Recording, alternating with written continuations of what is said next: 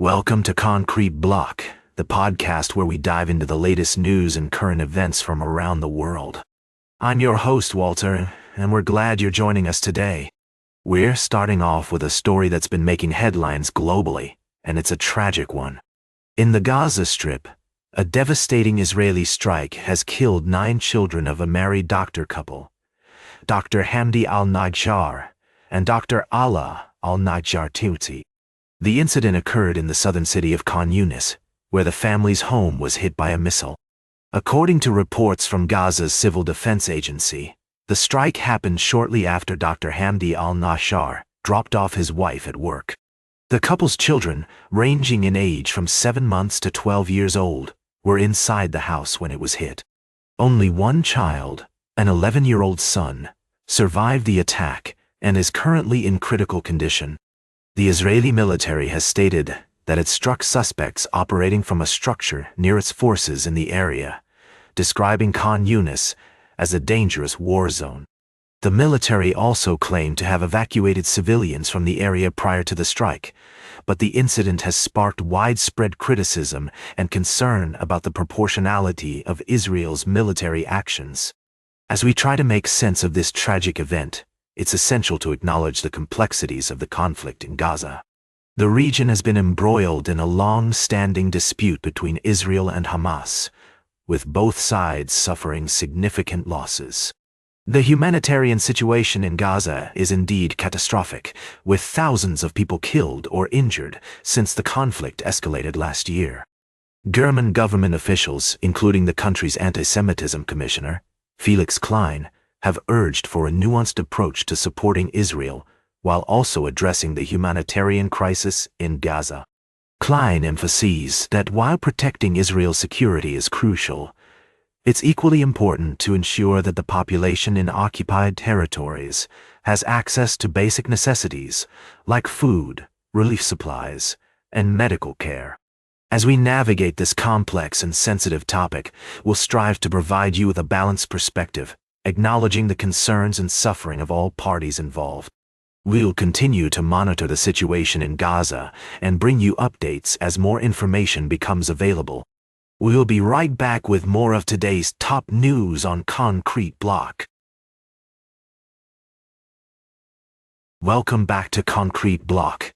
We're diving into the world of politics, where the UK's Labour government is navigating a complex web of financial decisions that could shape the country's future. The upcoming spending review has been making headlines, with Chancellor Rachel Reeves at the helm, trying to balance the books and make tough choices about where to allocate funds. Now, we know that the review is set to focus on long-term projects, such as infrastructure and defense, but what does this mean for day-to-day spending? Our sources suggest that departments outside of health and defense may face significant cuts, which could have a direct impact on public services. This has sparked concerns among some MPs, who are worried about the potential consequences for their constituents. On one hand, the government argues that spelling out long-term financial plans will provide clarity and stability for departments and the public.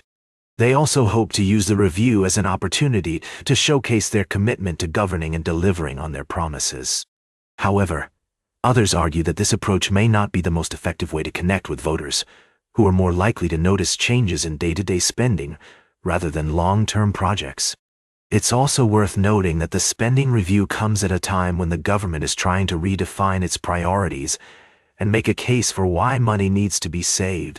Some insiders suggest that this could be an opportunity for Labour to set out a clear argument for their economic approach, but others warn that the focus on cuts and austerity measures may undermine the party's reform agenda. As we explore this story further, it's clear that the spending review is about more than just numbers. It's about the kind of country the UK wants to be. The decisions made in the coming weeks will have far-reaching consequences for public services, the economy, and the government's own political narrative. We'll continue to follow this story and provide updates as more information becomes available. In the meantime, we want to hear from you. What do you think about the spending review and its potential impact on the UK?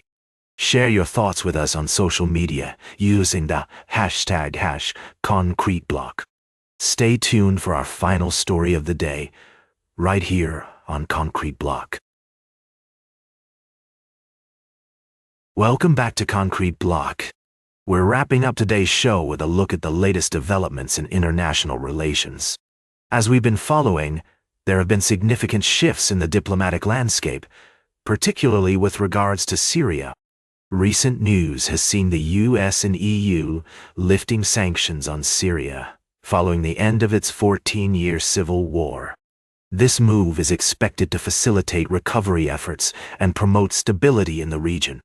Turkish President Recep Tayyip Erdogan has welcomed this decision, meeting with Syrian President Ahmed al-Shara in Istanbul to discuss the implications.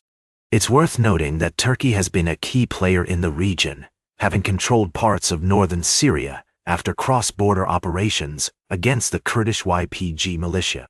The YPG is considered a terrorist group by Turkey due to its ties to the Kurdistan Workers' Party, which has been involved in a decades-long insurgency against the Turkish state. However, with the PKK's recent announcement that it will end its arms struggle and disband, there may be opportunities for increased cooperation between Turkey and Syria. The U.S. has also appointed a special envoy to Syria, Tom Barrack, who is currently serving as the ambassador to Turkey. This move suggests that the U.S. recognizes Turkey's influence in the region and is seeking to work with Ankara to promote stability. As we consider these developments, it's essential to acknowledge the complexities of the situation. The Syrian civil war has had a devastating impact on the country and its people, resulting in over 500,000 deaths and widespread destruction. The road to recovery will be long and challenging, requiring sustained international support and cooperation. In conclusion, the lifting of sanctions on Syria marks an important step towards rebuilding and stabilization. As we move forward, it's crucial to prioritize fairness, balance, and understanding in our approach to this complex issue. By working together and engaging in constructive dialogue, we can promote a more peaceful and prosperous future for all parties involved. That's all for today's Concrete Block. Remember to like, share, and subscribe. And until next time, stay informed.